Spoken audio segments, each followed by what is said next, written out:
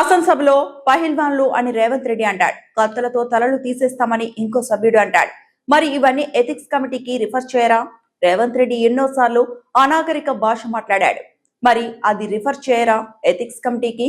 మీరు అసెంబ్లీలో మా గొంతు నొక్కే ప్రయత్నం చేసినా ప్రజాక్షేత్రంలో మిమ్మల్ని నిలదీస్తూనే ఉంటాము అని మాజీ మంత్రి ఎమ్మెల్యే హరీష్ రావు అన్నారు.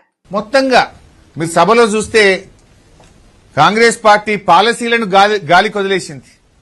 రేవంత్ రెడ్డి గారు పాలసీలను గాలి కొదిలేసిండు. పహల్వాన్ల భాష మాత్రం మాట్లాడిండు.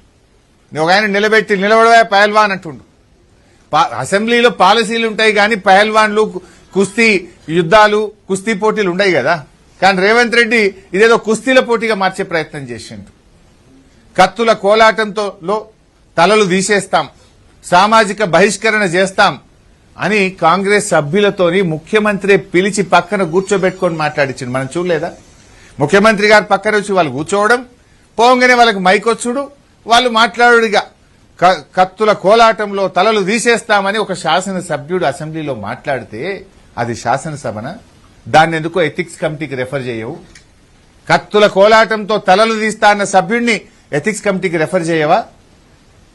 సామాజిక బహిష్కరణ చేస్తామని మాట్లాడిన సభ్యుడిని ఎథిక్స్ కమిటీకి రెఫర్ చేయవా? రేవంత్ రెడ్డి ఈ 3 నెలల్లో సభలో మాట్లాడిన అనాగరిక భాషను ఎథిక్స్ కమిటీకి రెఫర్ చేయరా? ఏం మాట్లాడిండు రేవంత్ రెడ్డి? నేను నోట్తో మాట్లాడలేను. ఆ భాష మాట్లాడడానికి నాకు సిగ్గనిపిస్తుంది.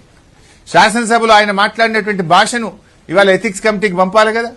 అధికారం ఉందనో మందబలం ఉందనో నోరుంది కదా అని ఇష్టం వచ్చినట్టు మాట్లాడితే ఇది శాసనసభ, రాష్ట్ర ప్రజలు గమనిస్తున్నారు. ఈ ప్రభుత్వ తీరును, ఈ ముఖ్యమంత్రి భాషను రాష్ట్ర ప్రజలు గమనిస్తున్నారు.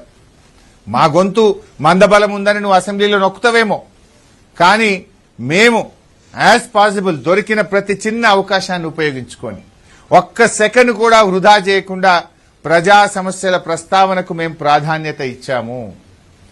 మరిన్ని అప్డేట్స్ కోసం మా ఛానల్ ని సబ్స్క్రైబ్ చేయండి.